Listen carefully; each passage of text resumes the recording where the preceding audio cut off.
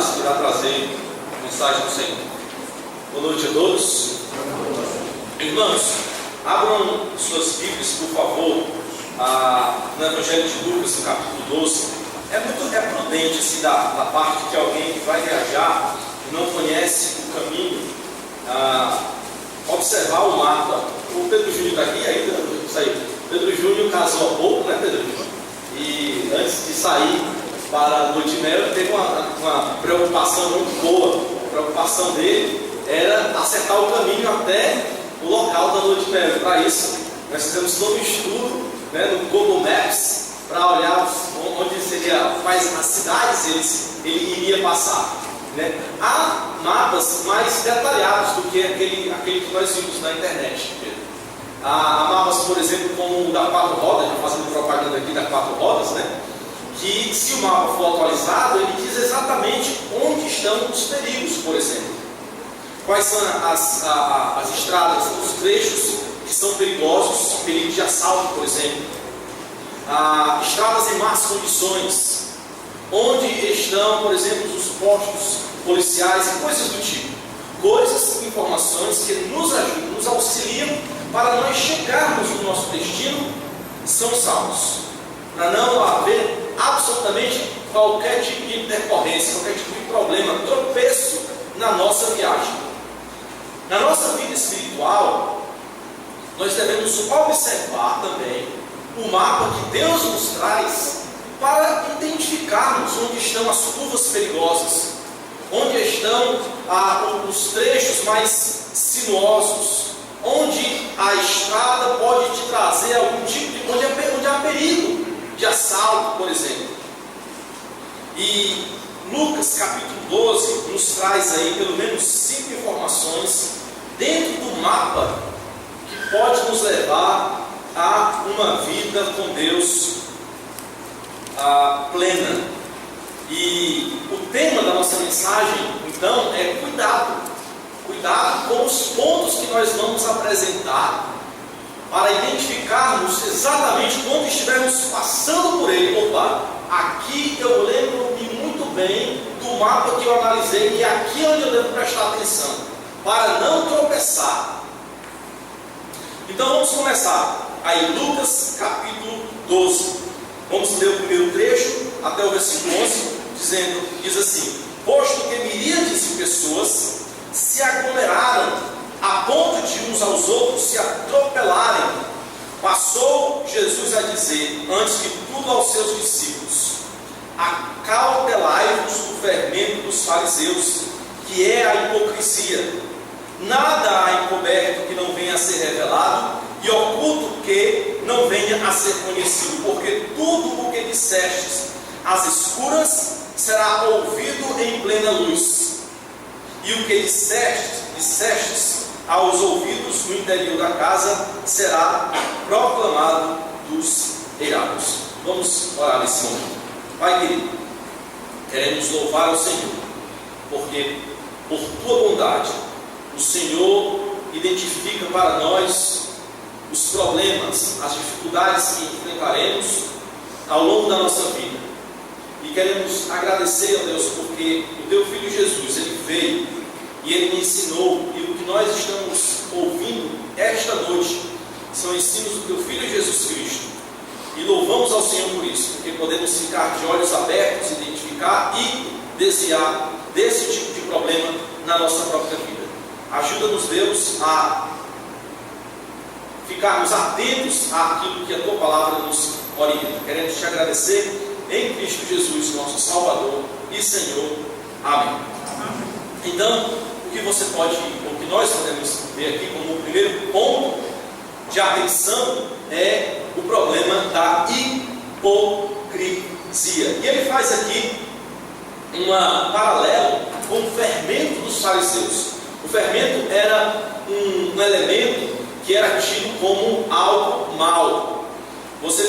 Podemos ver, por exemplo, em Êxodo capítulo 12, os judeus associavam o fermento ao mal. É tanto que na saída do povo de Israel do Egito, a orientação de Deus era que o povo se afastasse do fermento, que o pão que o povo preparasse não tivesse ali fermento.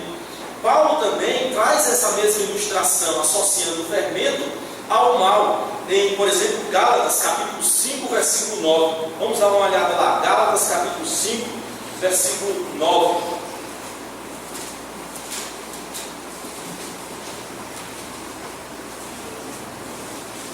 Um pouco de fermento leveda toda a massa. Ainda um outro trecho de 1 Coríntios, capítulo 5, versículo 6, diz o seguinte: 1 Coríntios 5, 6.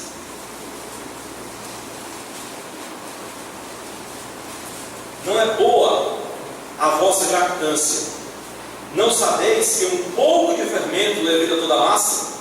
Lançai fora o velho fermento, para que sejais nova massa, como sois de fato, sem fermento, pois também Cristo, nosso Cordeiro Pascal, foi imolado. O fermento é o seguinte: você coloca um pouquinho de fermento aqui na massa, quando você menos espera, a massa toda está contaminada.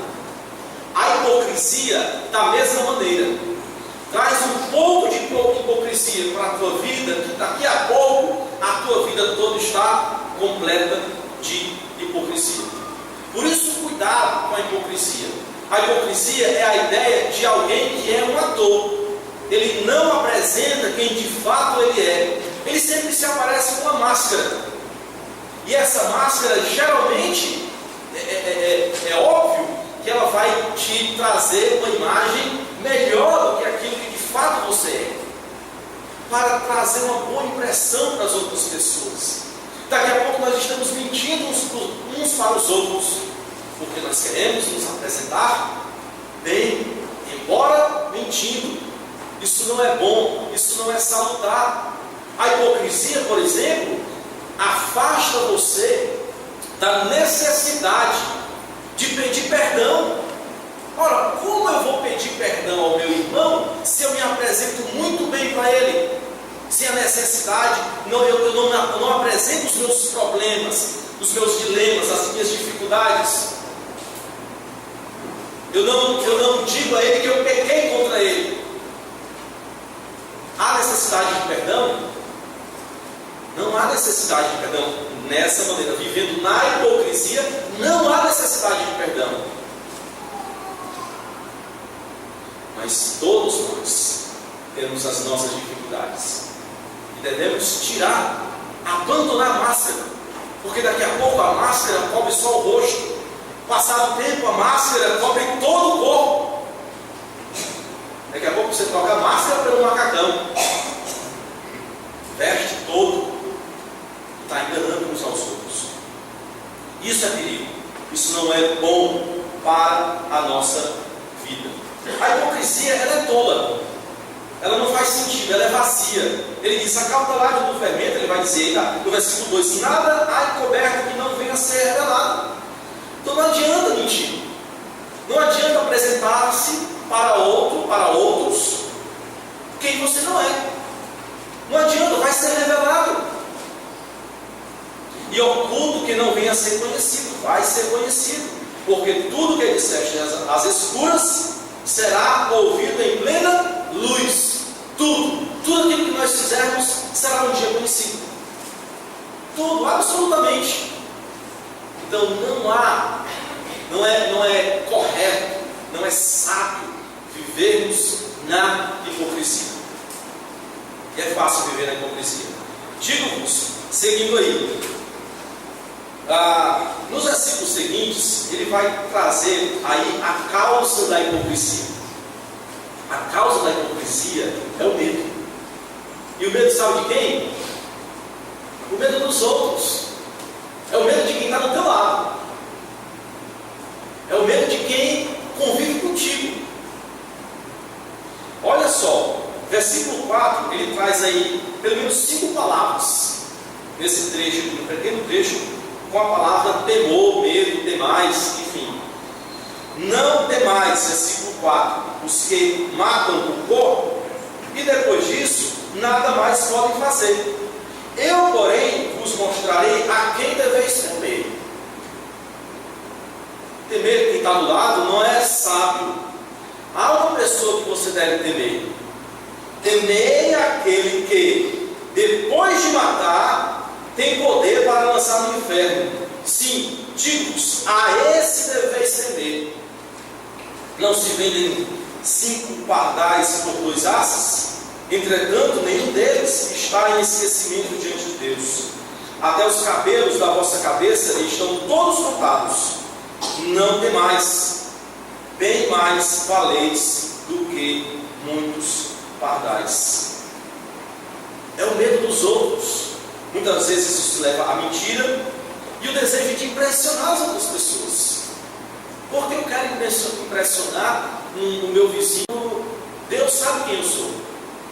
E sabe que eu me apresento de maneira errada ao meu vizinho. Muitas vezes a hipocrisia é em função do medo. Mas nós não precisamos temer uns aos outros. Nós não precisamos.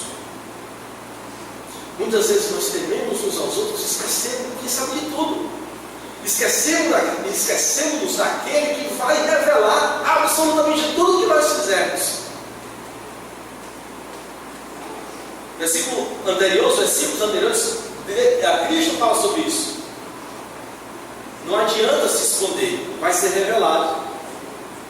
Não adianta mentir, vai ser apresentado. Aí nós tememos uns aos outros, colocamos máscaras, mas diante de Deus, Ele nos conhece. Esse é o grande perigo na nossa vida. É o perigo da hipocrisia, é o perigo da mentira. Seguindo aí, versículo 8 em diante. Digo-vos ainda, todo aquele que me confessar diante dos homens, também o Filho do Homem confessará diante dos anjos de Deus.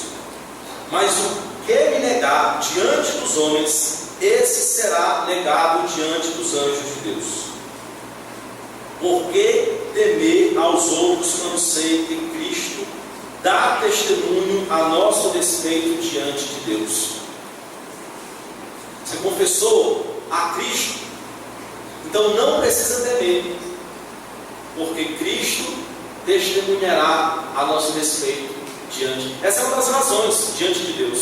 Essa é uma das razões pelas quais eu não preciso temer, eu confio em Deus. E a minha confiança em Deus deve me fazer viver uma vida sincera diante dos meus irmãos, de modo que, se eu pecar contra o meu irmão ou com qualquer outra pessoa, eu venha pedir perdão ao meu irmão, de modo a eu não tenho necessidade, nós não temos necessidade de nos apresentarmos quem de fato nós não somos. Isso é pecado. Mas a Bíblia nos ensina diferente. Por que eu devo temer ao meu vizinho, ao meu irmão, quando o próprio Cristo testemunhará a meu favor diante do Pai? A gente não percebe a profundidade de uma verdade dessa.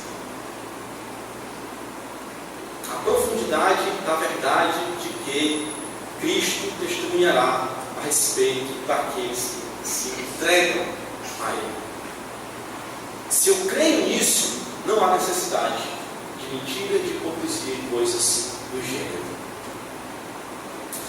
Muito bem, esse é o primeiro problema, o primeiro perigo na nossa viagem, é a hipocrisia. Há um segundo perigo também, que é o perigo da avareza. A partir do versículo 13 diz: nesse ponto, um homem que estava no meio da multidão me falou: mestre, ordena a meu irmão que reparta comigo elas. Mas Jesus lhe respondeu: homem, quem me constituiu juiz ou partidor entre vós? Então lhes recomendou: tende cuidado e guardai-vos de toda e qualquer avareza, porque a vida de um homem não consiste na abundância dos bens que ele possui. E lhes proferiu ainda uma parábola, dizendo: o campo de um homem rico produziu em abundância.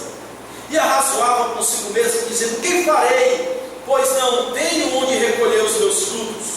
E disse: farei isso: destruirei os meus celeiros, reconstruí-los-ei maiores, e aí recolherei todo o meu produto e todos os meus bens. Então direi à minha alma: tens em depósito muitos bens, para muitos anos, descansa, come, bebe e regala-te.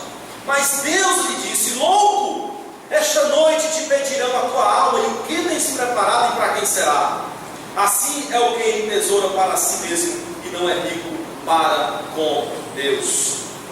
A quantidade, irmãos, de bugigangas que nós acumulamos, a quantidade de bens que nós temos, não significa qualidade de vida.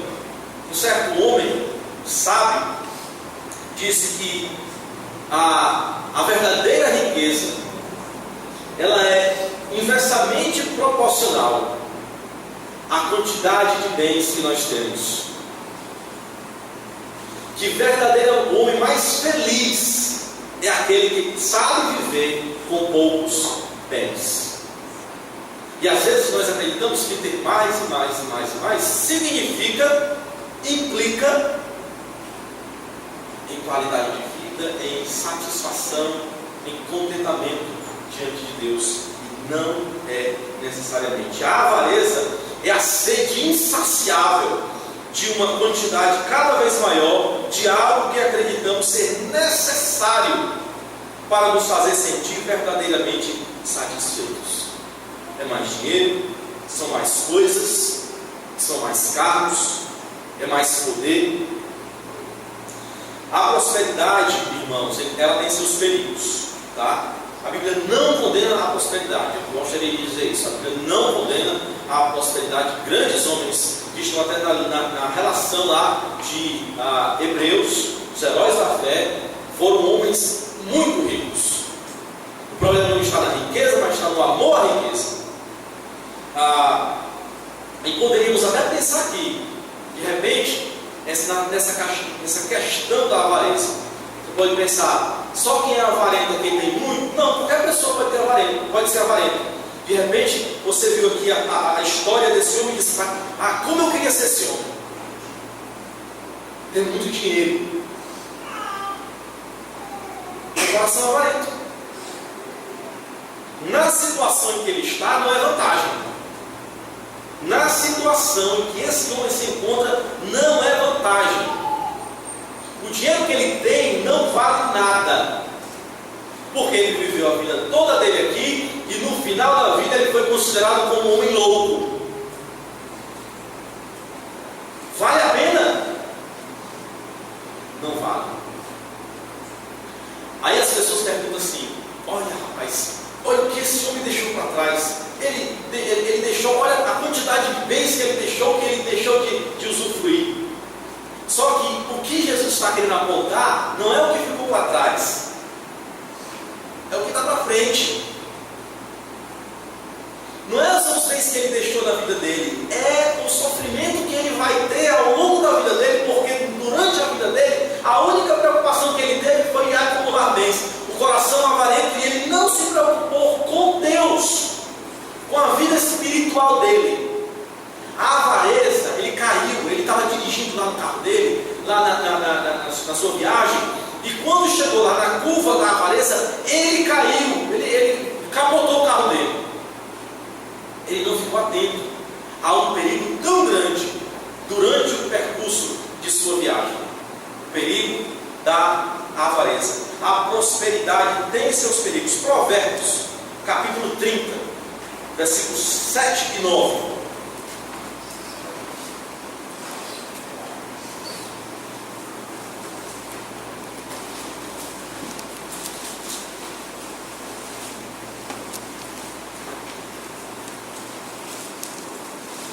Muito interessante aqui esse versículo 37 ao 9. Ele diz: duas coisas te peço, não as negues antes que eu morra. Afasta de mim a falsidade e a mentira. Está dentro do contexto aqui, do primeiro ponto, da hipocrisia. Não me des nem a pobreza, nem a riqueza. Dá-me o pão que me for necessário, para não suceder que, estando eu farto, te negue e diga: quem é o Senhor? Ou que, empobrecido, venha furtar e profane o nome de Deus. Perigos da prosperidade. Mateus 13:22. A prosperidade pode sufocar a palavra de Deus. Mateus capítulo 13, versículo 22.